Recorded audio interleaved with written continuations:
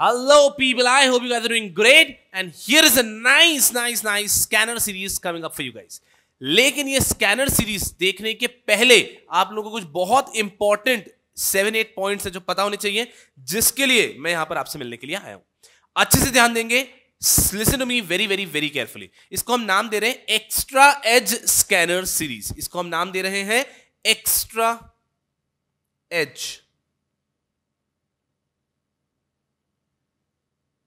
Series for securities law, जिसको हम आसान भाषा में कह सकते हैं स्कैनर सीरीज. बिल्कुल सही है. तो ये एक एक्स्ट्रा एज सीरीज है सिक्योरिटीज लॉ की. आप सब बच्चों को ये सारा जो इंस्ट्रक्शन नोट आ रहा है उसको बहुत अच्छे से सुन लेना है और इसको ध्यान में रखते हुए पूरी स्कैनर सीरीज को देखना है. चलिए, सबसे पहली चीज, क्या सर ये स्कैनर सीरीज देखते समय हमारे पास स्कैनर की हार्ड कॉपी होने की आवश्यकता है क्या? The answer to that is no. आप चाहें तो अपने स्कैनर की कॉपी अपने पास रख सकते हैं और किसी व्यक्ति के पास स्कैनर की कॉपी नहीं भी है तो भी वो मस्ती से स्कैनर सीरीज देख सकता है. मैं यूज करने वाला हूं सुचिता प्रकाशन के स्कैनर. सुचिता प्रकाशन का स्कैनर मैं यूज करने वाला हूं. तो कोई व्यक्ति अगर चाहता ही है तो सुचिता प्रकाशन का स्कैनर यूज कर सकता है मेरे साथ में, तो उसके लिए ईज हो जाएगा. सुचिता प्रकाशन के आपका एक तो हार्ड कॉपी स्कैनर आता है, साथ में सॉफ्ट कॉपी स्कैनर भी आता है. तो मैं यहां पे जैसे कि सॉफ्ट कॉपी स्कैनर यूज करूंगा, तो आप कोई व्यक्ति ऐसा है जिसके लिए भी जाके हार्ड कॉपी लेना संभव नहीं है, तो वो चाहे तो सुचिता प्रकाशन की वेबसाइट पे जाके उनका सॉफ्ट कॉपी स्कैनर ले सकता है, जिससे कि आप बच्चे अपने मोबाइल पे या अपने लैपटॉप पे उसको एक्सेस कर पाएंगे. लेकिन अगेन, अगर आपके पास नहीं भी है तो कोई चिंता की बात नहीं है. मैं यहां पे जब डिस्कस करूंगा you will get a fair idea. I am just telling you so that अगर आप लेना चाहते हैं तो आप ले पाएंगे. Thumbs up. First point. दूसरा पॉइंट यार, जब ये स्कैनर सीरीज डिस्कस करूंगा इसमें मैं लेटेस्ट अटेम्प्ट के क्वेश्चंस डिस्कस नहीं करूंगा. ठीक है बेटा जी?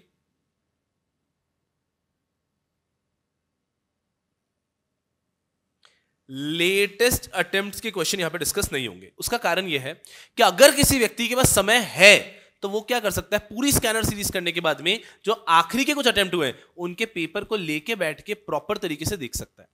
तो उसमें फायदा क्या होगा बेटा जी? उसमें फायदा ये होगा that you will have mix question. यहां स्कैनर सीरीज में तो चैप्टर वाइज होंगे, you will have mix question and you will be able to figure out कि मुझे जम रहा है या नहीं.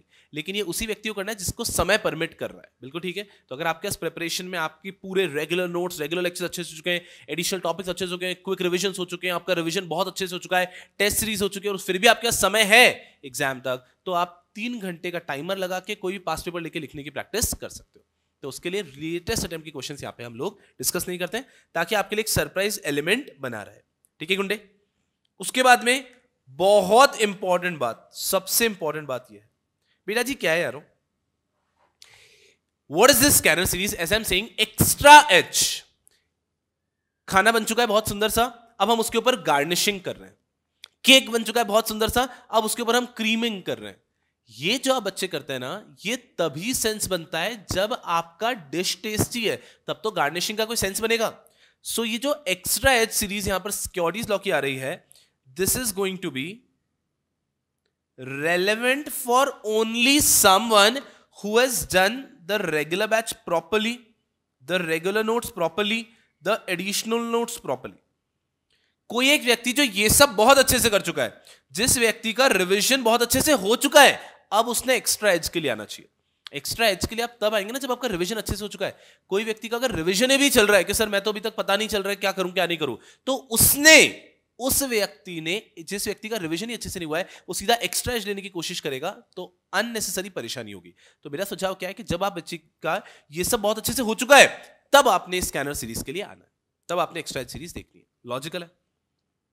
फोर्थ पॉइंट, बहुत इंपॉर्टेंट पॉइंट ये भी बेटा जी, सुनना अच्छे से. आप क्या कर सकते हैं, you can have a page with you. एक ब्लैंक पेज ले लीजिए. जब आप स्कैनर सीरीज देख रहे हैं, उसमें आप क्या कर लीजिए, 2 लिस्ट बना लो. एक तो कोई भी चीज अगर आपको लिखती है very important, most important topics, तो अगर आपको लगता है कि कोई चीज बहुत ही इंपॉर्टेंट है तो उसकी लिस्ट बना लो कि कोई क्वेश्चन है जो लगातार बार बार पूछा गया है. कंडीशनल ऑफर है टेक ओवर कोड में जो बार बार पूछा गया है, फास्ट ट्रैक इश्यू है आईसीडीआर में बार बार पूछा गया है. आपको लगता है कोई भी टॉपिक बार बार पूछा गया है तो उसको एक स्टार मार्क करके टॉपिक्स का लिस्ट बना दो. दूसरा, कोई भी नया पॉइंट अगर आप सीखते हो तो एक और लिस्ट बना लो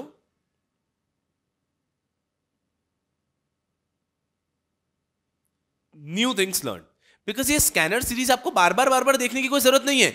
एक बार देख ली, हाँ ऐसे ऐसे ऐसे ऐसे क्वेश्चंस आते हैं। द पर्पस इज कि आपको कंटेंट तो पता है, जो आपने रेगुलर पढ़ा है वही लिखना है, वही कंठस्थ करके जाना है। लेकिन कभी कभी हमें समझ में आना चाहिए कि इस प्रकार का क्वेश्चन आएगा तो ये आंसर लिखना है, तो उसके लिए स्कैनर सीरीज काफी यूजफुल होती है। तो आपको बस ये ध्यान रखना है बेटा जी कि कोई भी नई चीज अगर आप यहाँ पे सीखते हो तो उस ब्लैंक पेपर पे लिख लो कि हाँ ये टॉपिक नया सीखा, ये चीज नहीं सीखी, लाइन नहीं सीखी, सो दैट एग्जाम के एक दिन पहले या फिर रिविजन के टाइम पे आपको कुछ नहीं पढ़ना है, रेगुलर नोट्स, एडिशनल नोट्स और ये जो नई चीज सीखी, वापस स्कैनर पे आने की कोई जरूरत नहीं एग्जाम के एक दिन पहले। अगर आपका स्कैनर है भी सही तो उसमें आप हाईलाइट कर दो कि बस ये नई चीज सीखी। Are we understanding? तो एक नई चीज सीखने का जो मौका मिला है उसको यहाँ पे हाईलाइट कर लो।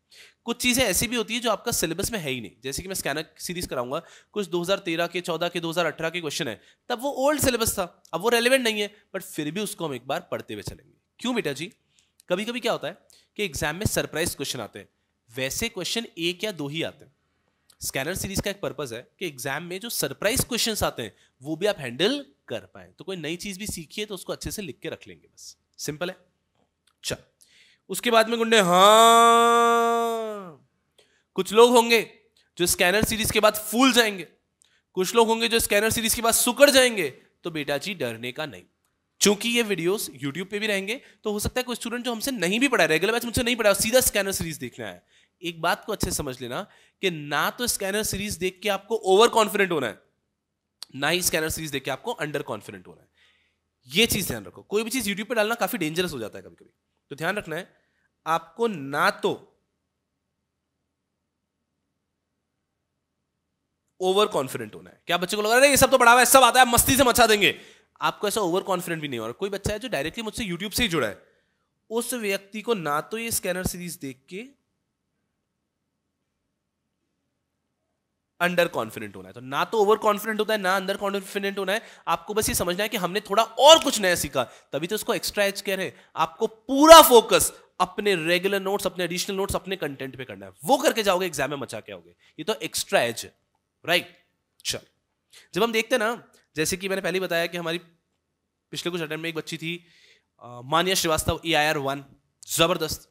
उसके बाद में एक बच्ची थी पिछले अटेम्प्ट में who scored 94 in securities law. तो ये बच्चे वो नहीं थे कि जो बच्चे एकदम ही तूफान, एकदम ऐसा कि मतलब सर एकदम सब कुछ जबरदस्त आता है। ये वो बच्चे थे जो हमेशा कुछ सीखने को रेडी थे, हमेशा कुछ ना कुछ मेहनत करने को रेडी थे। तो हमारी तरफ से हम जो जो चीजें एक्स्ट्रा मेहनत करते थे उसका इन्होंने पूरा का पूरा फायदा उठाया। तो अच्छे से रेगुलर बैच पढ़ना है, अच्छे से एडिशनल नोट्स पढ़ने हैं, क्विक रिवीजन वीडियोस को पूरा अच्छे से फ्रूटफुल यूज करना है। सब होने के बाद में गार्निशिंग के लिए एंड में ये स्कैनर सीरीज देख लेनी है। आवे गुड। चल उसके बाद में गुंडे एक और चीज है, कभी कभी एग्जाम में कुछ बहुत ही जनरल क्वेश्चंस आ जाते हैं, तो आपको इस स्कैनर सीरीज देख के उनका भी आइडिया लगता है। जैसे कि एक बार एग्जाम में क्वेश्चन आ गया कि बताओ लिस्टिंग के क्या क्या फायदे हैं। तो ऐसा कहीं पे लिखा हुआ नहीं है कि लिस्टिंग के क्या क्या फायदे हैं, लेकिन अगर आप जनरली भी सोच लिस्टिंग क्या फायदे हैं, कंपनी को फायदा ये हो जाता है कि कंपनी को विजिबिलिटी अच्छी मिलती है, गुडविल अच्छी मिल जाती है, कंपनी को अपने फायदे होते हैं, राइट?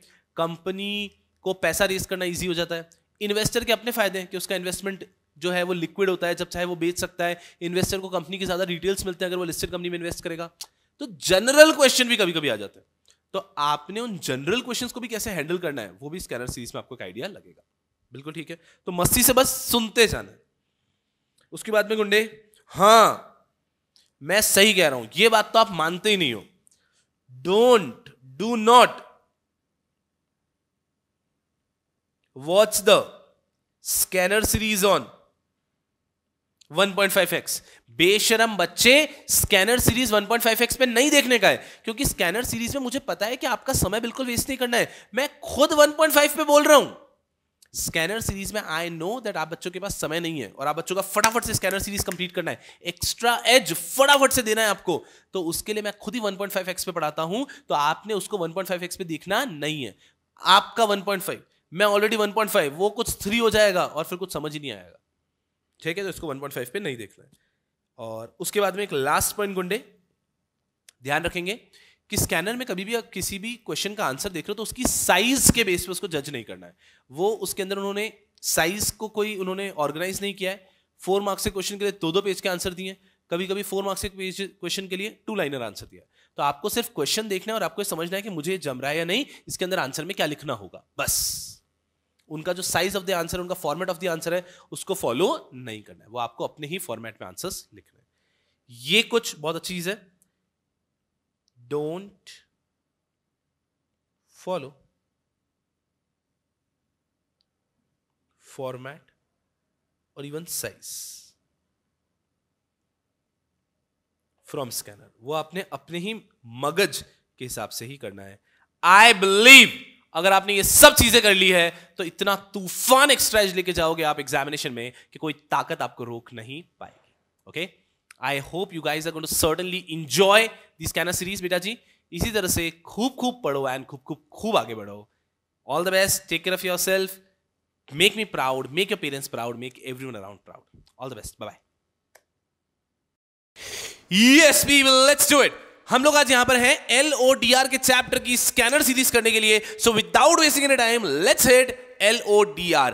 आई रिपीट अगेन, ये वीडियो, ये स्कैनर सीरीज देखने के पहले आप LODR को पूरा रिवाइज कर आए हैं या फिर एटलीस्ट हमारा क्विक रिवीजन वीडियो देखकर आए हैं। तो अगर आप अच्छे से एक बार पूरा LODR रिवाइज करके यहां पर आएंगे, आपको पता भी नहीं चलेगा और LODR की स्कैनर सीरीज कंप्लीट हो जाएगी। चलिए गुंडो, सबसे पहले हमें सवाल दिख रहा है, राइट शॉर्ट नोट ऑन, बहुत पुरानी बात है, 2013 का एक सवाल है, right short note on compliance officer. कि कंप्लायंस ऑफिसर के ऊपर एक शॉर्ट नोट लिखिए। तो यहां पर उन्होंने क्या लिखा है, सबसे पहले लिखा है LODR मैंडेटरीली रिक्वायर करता है हर एक लिस्टेड एंटिटी के अंदर एक कंप्लायंस ऑफिसर होना चाहिए। कंप्लायंस ऑफिसर की क्या क्या रिस्पॉन्सिबिलिटी होनी चाहिए, उन्होंने यहां पे 4 पॉइंट दिए। कंप्लायंस ऑफिसर की रिस्पॉन्सिबिलिटी, पहला, he has to ensure conformity with regulatory provision, कि जो भी रेगुलेटरी प्रोविजन है, जो भी लॉज एप्लीकेबल लिस्टेड एंटिटी पे, वो फॉलो होने चाहिए इन लेटर एंड स्पिरिट। जो भी लॉज एप्लीकेबल है वो फॉलो होंगे लेटर एंड स्पिरिट, ये रिस्पॉन्सिबिलिटी हो गई कंप्लायंस ऑफिसर की। उसके बाद coordination with and reporting to board, recognised stock exchange, depository with respect to compliance with rules, regulation, other directive, कि उसको क्या करना है, कि उसको ध्यान रखना है कि जिनसे भी कोऑर्डिनेट करना है, बोर्ड, सेबी से कोऑर्डिनेट करना है, स्टॉक एक्सचेंज से कोऑर्डिनेट करना है, इन सबसे कोऑर्डिनेट करने का काम भी किसका, कंप्लायंस ऑफिसर का। उसके बाद में ensuring that the correct procedures have been followed that would result in correctness, authenticity and comprehensiveness of the information statement and report. जितनी भी फाइलिंग हो रही है, जितनी भी रिपोर्ट्स आपने दी, जो भी आपने इंफॉर्मेशन दी है, वो सब अप्रोप्रिएट और करेक्ट है। ये भी जिम्मेदारी किसकी, कंप्लायंस ऑफिसर की। और लास्ट में आता है monitoring email address of grievance redressal division, कि जो आपका ग्रीवेंस रिड्रेसल मैकेनिज्म है, उसके ईमेल एड्रेस को आपको नहीं करना है हर एक ग्रीवेंस को रिड्रेस, बट आपको मॉनिटर करना है कि प्रॉपर्ली सारे ग्रीवेंस जो है वो रिड्रेस हो रहे हैं या नहीं। I hope you are all with me. चलो गुंडे, जब भी आप स्कैनर सीरीज देख रहे हैं तो आप बच्चे एक चीज कर रहे हैं, ऑलरेडी मैंने आपको बताया क्या कर रहे हैं। स्कैनर सीरीज देखते समय, स्कैनर सीरीज देखते समय आप एक 2 लिस्ट बना रहे हो। एक स्टार मार्क लिस्ट, जहां पे जो टॉपिक हमें लगता है बहुत इंपॉर्टेंट है उस चैप्टर में, वो बना रहे हो, और एक और लिस्ट कि कोई भी चीज हमको ऐसा लगता है कि ये हमें एडिशनली ध्यान रखना है, तो वो भी, तो वहां पे आप लिख सकते हो सिंपल कंप्लायंस ऑफिसर, उसकी क्या रिस्पॉन्सिबिलिटी रहती है, तो उसके अंदर 1 2 3 4 कंप्लायंस ऑफिसर की जिम्मेदारी है कि वो कंप्लाई करे with all the regulatory provision in letter and spirit. उसकी जिम्मेदारी है कि वो कोऑर्डिनेट करे सबके साथ में। उसकी जिम्मेदारी है कि जितने भी स्टेटमेंट इंफॉर्मेशन दिए हैं वो सब करेक्ट इंफॉर्मेशन के साथ दिए जाएं, और उसकी जिम्मेदारी बनती है कि वो मॉनिटर करे ग्रीवेंस रिड्रेसल मैकेनिज्म को। Are we getting a fair idea? बहुत ही बढ़िया। कंप्लायंस ऑफिसर, बहुत छोटी सी बात है। फिर हम लोग आते हैं कंप्लायंस ऑफिसर के बाद में, right note on the following corporate governance compliance certificate and whistle blower policy. Corporate governance compliance certificate क्या है? ये एक सर्टिफिकेट है जो कि एक कंपनी को इशू करना पड़ता है पीरियोडिकली, कि क्या हम कॉर्पोरेट गवर्नेंस के सारे रिक्वायर्ड प्रोसीजर्स, रिक्वायर्ड कंडीशंस को कंप्लाई कर रहे हैं या नहीं। तो यहां पे क्या कह रहे हैं, देखो, The practicing company secretary also have been recognized to issue a certificate of compliance of conditions of corporate governance. कि corporate governance की सारी condition को comply किया नहीं किया। The clause provide that a company shall obtain a certificate from either the auditor or practicing company secretary regarding compliance of condition of corporate governance. Same चीज repeat telecast and annex the certificate with director's report which is sent annually to all the shareholder. कि आपकी हर company ने एक compliance certificate बनवाना है कि हमने corporate governance की सारी कंडीशन को कंप्लाई किया है। डायरेक्टर्स रिपोर्ट के साथ में वो हमें एनुअली शेयर होल्डर तक पहुंचानी है। The same certificate shall also be sent to stock exchange along with annual report, और साथ में आपको एनुअली ये स्टॉक एक्सचेंज को भी देना है। This is corporate governance certificate. काफी आसान है कि हर एक कंपनी को कॉर्पोरेट गवर्नेंस सर्टिफिकेट देना है, और ये कहां पे देना है? बोर्ड रिपोर्ट के साथ शेयर होल्डर को भी देना है और स्टॉक एक्सचेंज को भी देना है एनुअली, कि कॉर्पोरेट गवर्नेंस की सारी कंडीशंस को हम कंप्लाई कर रहे हैं। इतना सेल्फ है कि आपको परेशानी ही नहीं होगी कुछ भी। मतलब उसका word corporate governance compliance certificate खुद ही समझाता है कि मैं क्या हूं, मैं हूं कॉर्पोरेट गवर्नेंस का कंप्लायंस कर रहा है इस चीज का सर्टिफिकेट। काफी आसान। फिर आता है हमारा whistle blower policy. Whistle blower policy, vigil mechanism जो आप लोग पढ़ते हैं वही, कुछ भी नहीं यहां पे, काफी easy. Regulation number 22, 18, 19, 20, 21 and then 22। Sir ये क्या बता रहे हो? अरे गधे, 18, 19, 20, 21 talks about committees and 22 talks about vigil mechanism. तो वही विजिल मैकेनिज्म के पॉइंट्स लिखोगे, काफी आसान। एक और बार पूछा गया सवाल 2016 में भी, विसल ब्लोअर पॉलिसी, काफी आसान। उसके बाद में आया any 6 important regulations of SEBI LODR regulation. ऐसा सवाल एक बार पूछा गया कि कोई भी इंपॉर्टेंट 6 रेगुलेशन बता दो। ऐसा सवाल अब पूछा जाएगा, इसकी संभावना बहुत कम है, बट अगर पूछा भी जाता है तो आपके लिए बहुत आसान है, आप कॉर्पोरेट गवर्नेंस की रेगुलेशन याद रख लो। तो अगर एग्जाम में क्वेश्चन आता है कि एलओडीआर की कोई भी 6 रेगुलेशन बताओ, तो भी वो बता दो। अगर एग्जाम में क्वेश्चन आता है कि कॉर्पोरेट गवर्नेंस की कोई भी इंपॉर्टेंट रेगुलेशन बता दो, 6 रेगुलेशन बता दो, तो भी आप बता दो। और आपको वैसे भी अभी देखा 18, 19, 20, 21, 22 तो वैसे भी याद होता है ना। 18, 19, 20, 21 सारी कमिटीज की बात करता है आपका, audit committee, nomination remuneration committee, risk management committee, stake holder relationship committee, ये सब हो गया। 18 audit committee, 19 nomination and remuneration committee, 20 stake holder relationship committee, 21 risk management committee and then 22 talks about vigil mechanism. इसके पहले अगर जाते हैं 17, तो 17 बात करता है बोर्ड ऑफ डायरेक्टर्स कैसे होंगे, कौन होंगे। तो बहुत आसानी से आप 6 रेगुलेशन एक्सप्लेन कर पाओगे, बिल्कुल परेशानी आने वाली नहीं है, ठीक है। उसके बाद में नेक्स्ट है discuss briefly the composition of audit committee. अरे ऑडिट कमिटी के बारे में बता दो, रेगुलेशन नंबर 18 पूरा का पूरा बता देंगे, बहुत ज्यादा आसान।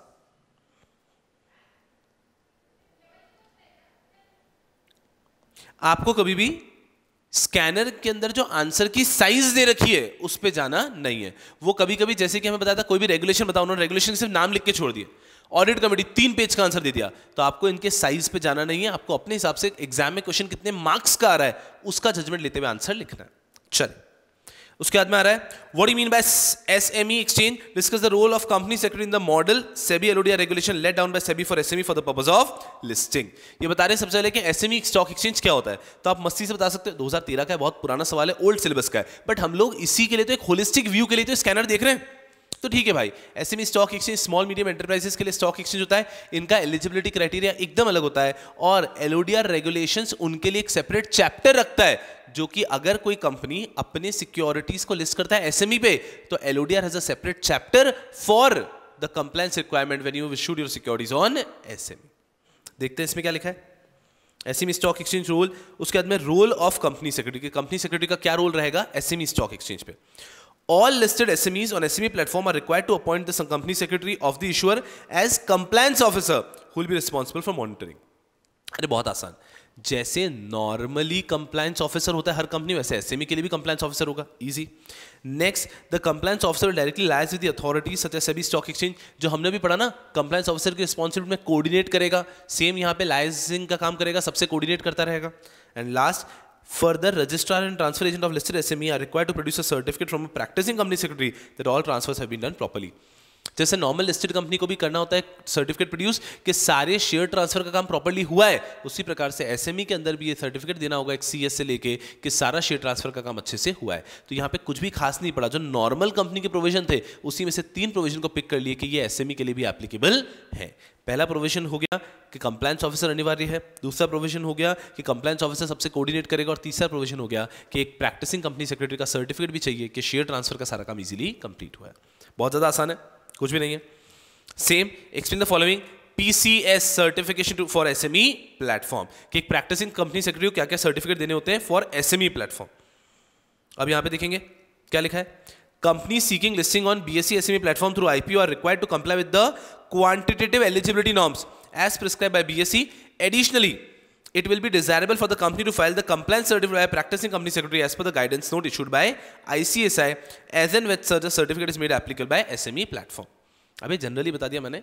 अब आज के ज़माने में अभी 2023 के एग्जामिनेशंस के लिए ये 2013 के क्वेश्चंस बिल्कुल रेलेवेंट नहीं है, ये ओल्ड सिलेबस के क्वेश्चन अब रेलेवेंट नहीं है। बट एक बार रीड करने में नुकसान क्या है, हमने क्या सीखा यहाँ पे कि कोई भी कंपनी अगर एसएमई पे लिस्ट होगी तो उसको क्या ध्यान रखना है, उसको अपने क्वांटिटेटिव एलिजिबिलिटी क्राइटेरियाज का ध्यान रखना है कि उस क्राइटेरिया में फिट इन होता है बस, और कंप्लायंस सर्टिफिकेट वगैरह जो देने हैं वो देने होंगे। उसके बाद में आता है corporate governance is looked upon as a distinctive brand and benchmark in the profile of corporate excellence, कि भैया कॉर्पोरेट गवर्नेंस को हम एक बहुत भिन्न तरीके से देखते हैं। ऐसा सवाल भी कभी कभी आ जाता है, 3 4 5 अटेम्प्ट में एक आधा सवाल ऐसा आ जाता है जिसके अंदर वो क्या पूछ रहे हैं आपको, जिसके अंदर वो आपको कह देते हैं कि भैया जनरल क्वेश्चन, एकदम जनरल, कि कॉर्पोरेट गवर्नेंस बेंचमार्क जैसा है, अब इस पे प्रकाश डालो। इस पे आपके बताने के लिए कुछ नहीं है, ये जो पूरा एक पेज का आंसर दिख रहा है यहाँ पे, ये सिर्फ आपको एक ओवरव्यू देगा, एक आइडिया देगा कि कैसे क्या होता है। अगर आप देखोगे यहाँ पे पूरा ओवरव्यू, आपको आई थिंक स्क्रीन यहाँ पे दिख रही होगी ना, तो आपको एक प्रॉपर आइडिया देगा बस कि क्या होता है कॉर्पोरेट गवर्नेंस। अरे नहीं, एक बार रीड कर लेते हैं।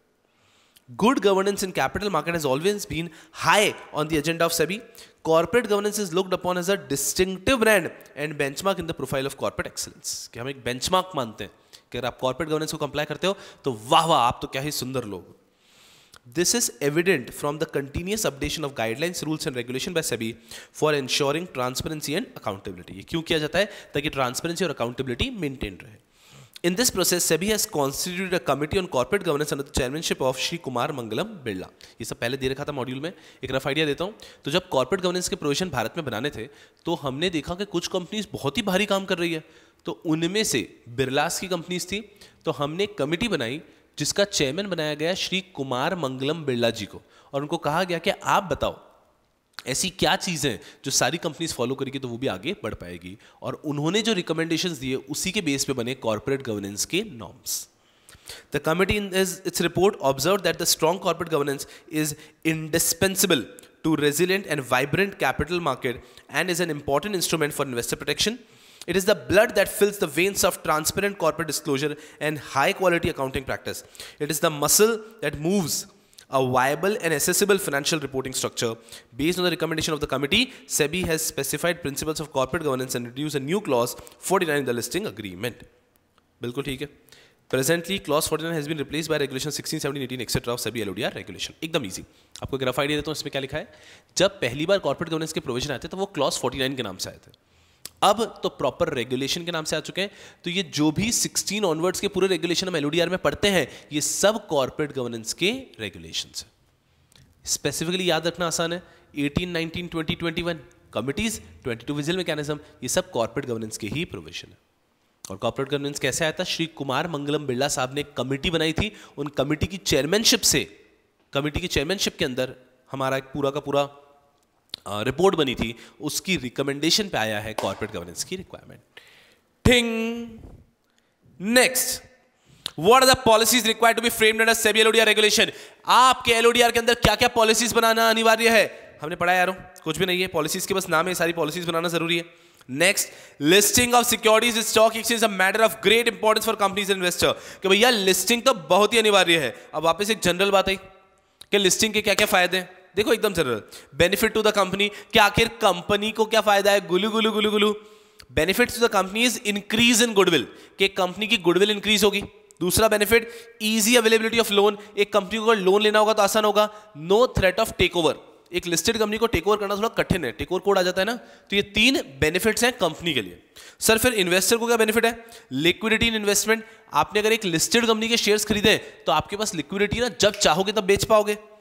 Next is tracking price trend, कि आप अगर लिस्टेड कंपनी के शेयर्स खरीदना चाहते हैं तो आपको प्राइस अवेलेबिलिटी मिलती है कि इस कंपनी के शेयर प्राइस कब कितने थे, पूरा प्राइस अवेलेबल है स्टॉक एक्सचेंज पे. Next, availability of sufficient information, कि एक लिस्टेड कंपनी के ऊपर इतने ज्यादा डिस्क्लोजर रिक्वायरमेंट है कि अगर आप एक लिस्टेड कंपनी के शेयर्स खरीद रहे हैं तो आपको उसकी पूरी की पूरी इन्फॉर्मेशन मिलती है.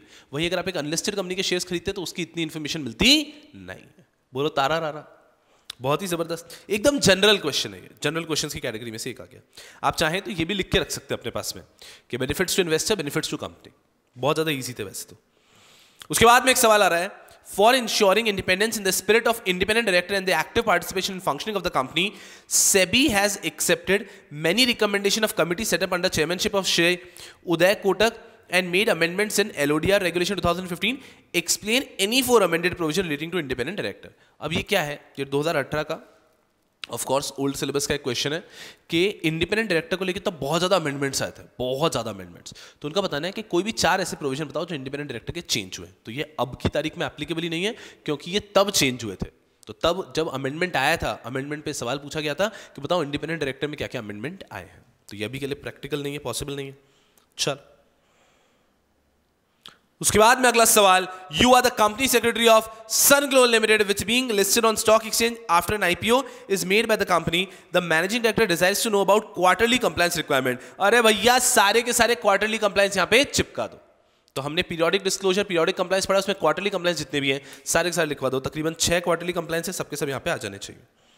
उसके बाद में startups companies have now come up with an IPO with relaxation of many conditions applicable for initial public offer. In this context, briefly explain the IGP and eligibility for listing. अजी IGP क्या है और IGP पे कौन सी securities list हो सकती है, ये सब यहाँ पे आपको बताना है। तो बहुत आसान है, वही नैनो टेक्नोलॉजी, बायोटेक्नोलॉजी वाला पूरा का पूरा पॉइंट आ जाएगा कि आपकी कंपनी इसके अंदर इन्वॉल्व होनी चाहिए, फिर आपके इतने शेयर्स इन लोगों ने होल्ड करने चाहिए। IGP के ऊपर ये सवाल है कि IGP पे कौन सी कंपनीज लिस्ट हो सकती है। काफी आसान। Next, an IPO is made by Rakesh Steel Limited, which is a listed company on the stock exchange. The managing director of the company directs the company secretary to prepare details of half yearly compliance. क्या करना है बेटा जी, यहाँ पे पूरे के पूरे half yearly compliance लिख देने। बहुत ज्यादा आसान। आपको दिखेगा सिक्योरिटीज लॉ में मोस्टली आपके क्वेश्चंस जो है ना वो केस स्टडी नहीं है, वो बस घुमा के पूछे जाते हैं। आपको क्वेश्चन को केयरफुली रीड करके उसमें से टॉपिक ढूंढना है कि क्वेश्चन किस टॉपिक के ऊपर है, कि आखिर क्वेश्चन किस टॉपिक के ऊपर है। Are we good? चल, next question. Diamond company limited enter into listing agreement on 21 May as per SEBI LODR regulation with Bombay Stock Exchange. तो ये कंपनी लिस्ट हो चुकी है। The company is planning to conduct a board meeting of its director on 28 June for consideration of its annual financial result whether the company needs to give prior intimation to BOC.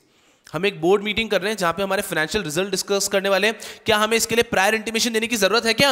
Event based disclosure याद करो। Explain the matters for which prior intimation to the board meeting shall be given to BSE under SEBI regulation. और बताओ किन किन चीजों के लिए prior disclosure देना होता है बोर्ड मीटिंग के लिए। याद करो, बोर्ड मीटिंग के लिए प्रायर डिस्क्लोजर देना है 11 दिन पहले फॉर दीज थिंग्स, 5 दिन पहले फॉर दीज थिंग्स, 2 दिन पहले फॉर दीज थिंग्स, ऐसे करके प्रोविजन पड़े थे।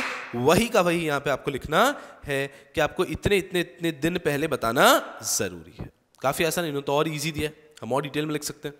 उसके बाद में आता है audit committee may grant omnibus approval for related party transaction. जो हमने रिलेटेड पार्टी ट्रांजैक्शन का पढ़ा था वही कि क्या एक ऑडिट कमेटी ओमनिबस अप्रूवल दे सकता है। ओमनिबस अप्रूवल का मतलब क्या होता है? एक ब्लैंकेट अप्रूवल दे सकता है क्या? सो द आंसर इज कि यस, ब्लैंकेट अप्रूवल दे सकता है, बट उसके भी अपने कंडीशंस है कि ब्लैंकेट अप्रूवल 1 साल के होने चाहिए, उसके अंदर ओवरऑल कैप होना चाहिए, एक्सेट्रा एक्सेट्रा। तो वही प्रोविजन यहां पे लिख देना है।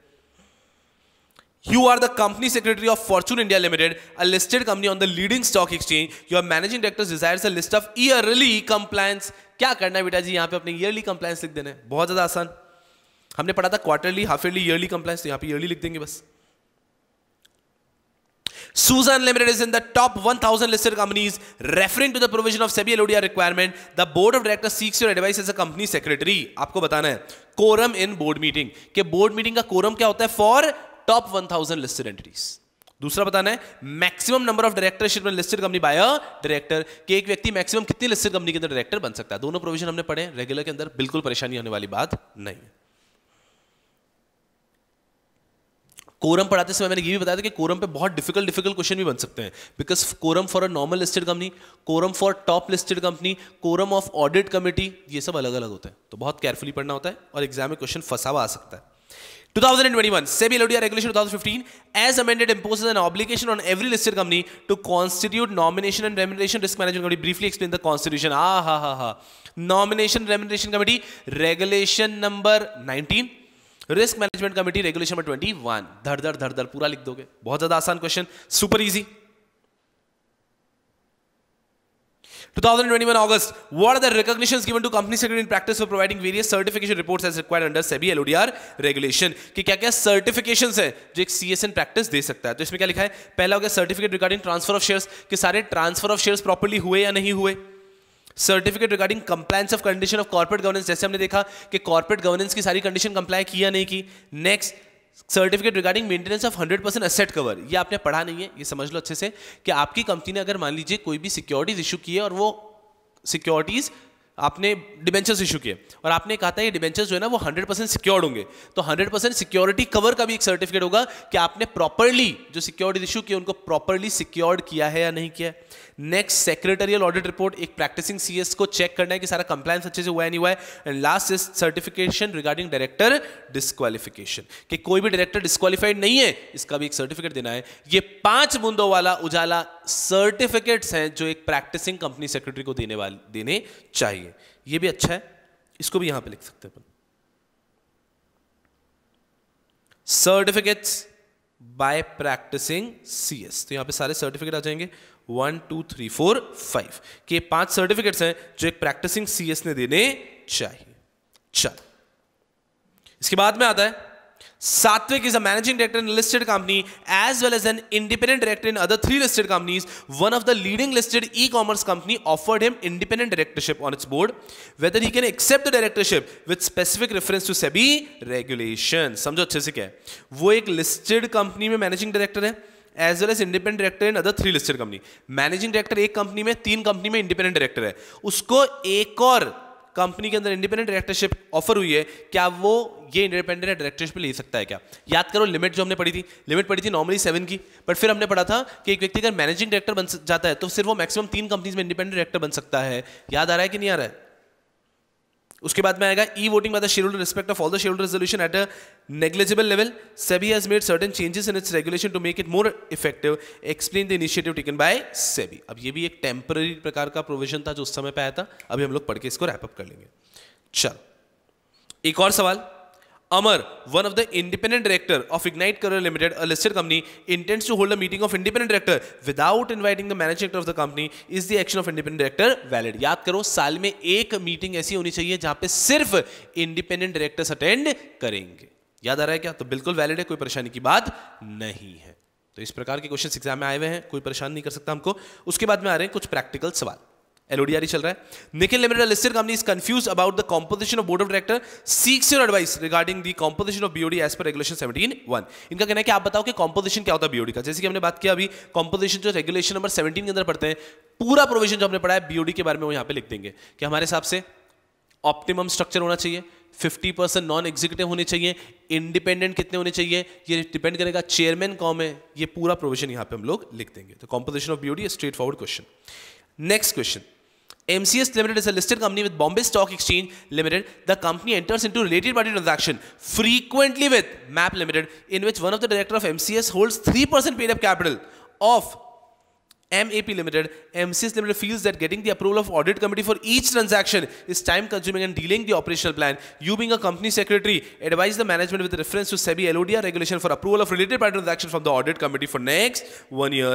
Will your answer be different if MAP Limited is wholly owned subsidiary of MCS? ये किसकी बात कर रहे हैं, समझ में आ रहा है? हमने पढ़ा है एक टॉपिक ऑफ ओमनिबस अप्रूवल, ये उसी का टॉपिक है जो हमने रिलेटेड पार्टी ट्रांजैक्शन के अंदर पढ़ा था कि क्या रिलेटेड पार्टी ट्रांजैक्शन करने के लिए हम एक ओमनिबस अप्रूवल ले सकते हैं क्या। तो इनका यहाँ पे यही सवाल है कि क्या ओमनिबस अप्रूवल ले सकते हैं क्या, और ओमनिबस अप्रूवल ले सकते हैं वैलिडिटी 1 ईयर वगैरह। क्या आप अगर कोई ट्रांजैक्शन एंटर कर रहे हो अपनी होली ओन्ड सब्सिडरी के साथ तो ओमनिबस अप्रूवल ले सकते हो क्या, ये यहाँ पे दे रखा है। चलो लेट्स सी क्या करेंगे, यहाँ पे पूरा दिया है। सबसे पहले यही बात, audit committee may grant omnibus approval subject to the following condition, फिर वो सारी कंडीशन दे देंगे कि ओमनिबस अप्रूवल तभी मिलेगा।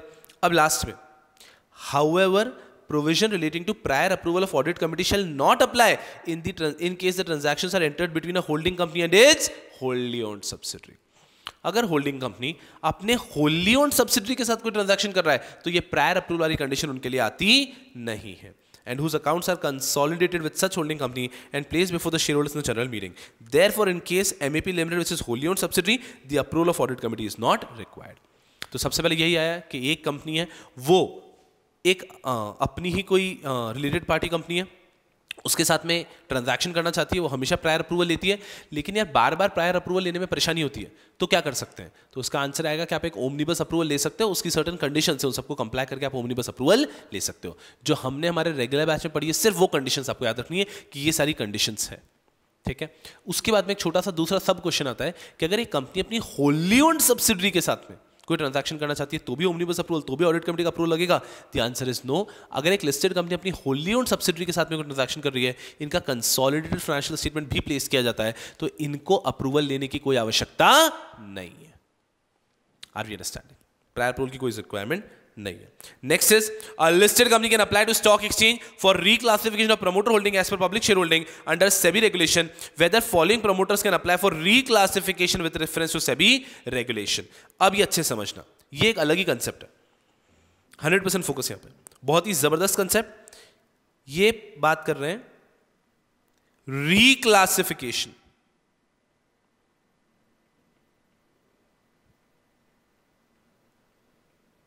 फ्रॉम प्रमोटर, के प्रमोटर से रिक्लासिफिकेशन हो जाएगा. आज मुकेश अंबानी साहब रिलायंस के प्रमोटर हैं, और अगर वो कुछ ऐसा एप्लीकेशन देते हैं कि मुझे रिक्लासिफाई कर दो, मुझे रिक्लासिफाई कर दो और मुझे पब्लिक शेयर होल्डर में ले आओ, तो क्या ऐसा हो सकता है क्या? उसको लेके सवाल है, अच्छे समझना.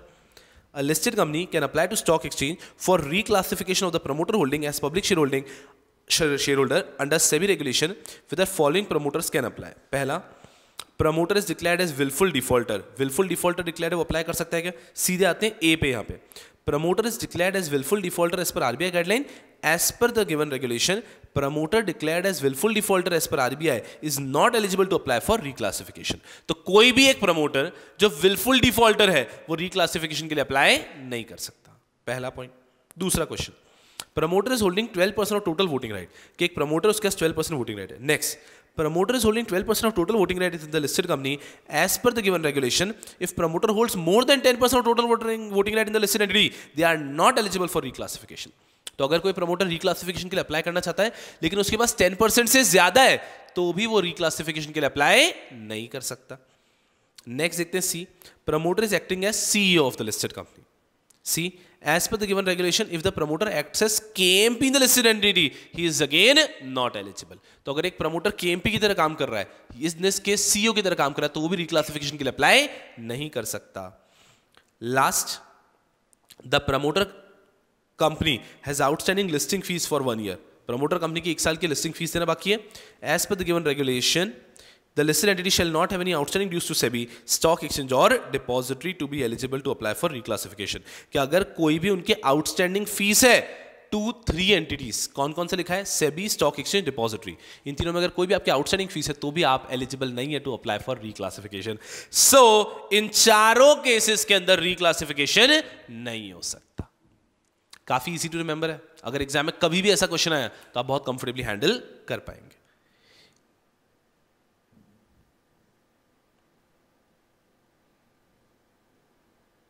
Yes. Next question. Neo Engineering Limited is in that list of top 1000 listed entity on the basis of market cap. Based on the changes made in SEBI LODR, what would be the composition of board as on 1st April 2019 and 1st April 2020? एकदम मस्ती में. ये भी आपके लिए अब relevant नहीं है क्योंकि ये उसी ईयर में जब अमेंडमेंट आया था कि अभी तक तो ये लिमिट थी, नेक्स्ट लिमिट ये है, तब वो एप्लीकेबल था. अब सारी लिमिट सेटल हो चुकी है. आपको सिर्फ अपनी लिमिट याद रखनी है कि as in the year 2023-2024 what is the limit. ठीक है, तो आपके लिए ये भी एप्लीकेबल नहीं होगा. उसके बाद में एक और सवाल दिखता है. GK limited is a listed company having paid up capital of 8 crore, preference shares 5 crore, net worth 15 crore. The management intends to implement a code of conduct for board of director and senior management under SEBI LODR regulation. You are required to prepare a draft agenda for board meeting on the applicability of above provision. Also advice on the situation if equity share capital increases to 15, preference share 8 and net worth 35 crore. चलो, बहुत अच्छी बात है. अब ये क्या कह रहे हैं यहाँ पे? As per SEBI LODR regulation, corporate governance provision shall apply to listed company subject to certain exception. कि कॉर्पोरेट गवर्नेंस प्रोविजन किस पे अप्लाई करते हैं ये बता रहे हैं. तो कॉर्पोरेट गवर्नेंस प्रोविजन किस पे अप्लाई करते हैं, बहुत अच्छे समझना है इस आंसर को. Corporate governance provision is specified in regulation 17-27 and this regulation shall not apply in respect of the following. आगे जो बता रहे हैं उनके ऊपर कॉर्पोरेट गवर्नेंस के प्रोविजन अप्लाई नहीं करेंगे. किस पे? A listed entity having paid up capital not exceeding 10 crore, net worth not exceeding 25 crore as on the last date of previous year. अगर आपका पेड अप कैपिटल 10 crore से कम है और साथ में आपका नेटवर्थ भी 25 crore से कम है, पेड अप कैपिटल 10 crore से कम, नेटवर्थ 25 crore से कम, इन दोनों लिमिट्स के अगर आप अंदर हैं तो आपके ऊपर कॉर्पोरेट गवर्नेंस के प्रोविजन अप्लाई नहीं करेंगे. चलो, अब situation 1, paid up capital 8 crore है, नेटवर्थ 15 crore है, तो आपके ऊपर कॉर्पोरेट गवर्नेंस के प्रोविजन अप्लाई नहीं करेंगे. So code of conduct of BOD and senior management भी अप्लाई नहीं करेगा. काफी आसान.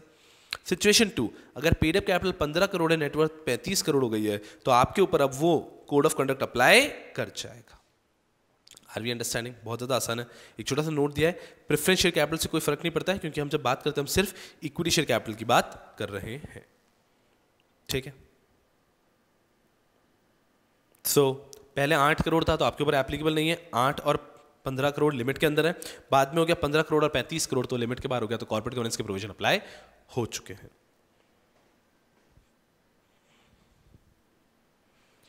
Applicability of provisions of corporate governance, तो applicability of provision of corporate governance की बात कर ली हमने, that corporate governance provisions does not apply, corporate governance के प्रोविजन अप्लाई नहीं करते अगर आपका पेड अप कैपिटल, और उसमें हम इक्विटी की बात कर रहे हैं, is up to 10 crore and your net worth is up to 25 crore. अगर आप इन दोनों लिमिट्स के अंदर हैं तो आपके ऊपर अप्लाई नहीं होते ये प्रोविजन। चल, बहुत ज्यादा आसान।